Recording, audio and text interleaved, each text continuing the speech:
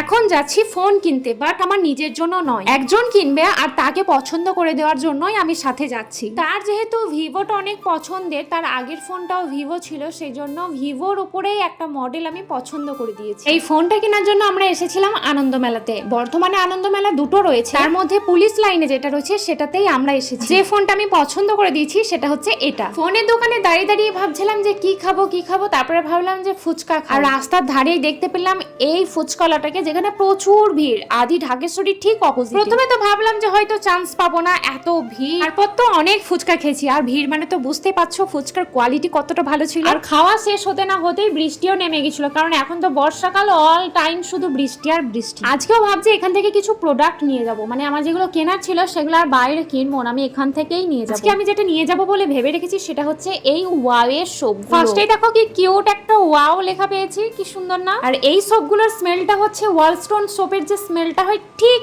একদম ওই রকমই। এবার চলো এটাকে নিয়ে এখন আমি রুমে যাব, আর এটাই হচ্ছে রাতের ভিউ।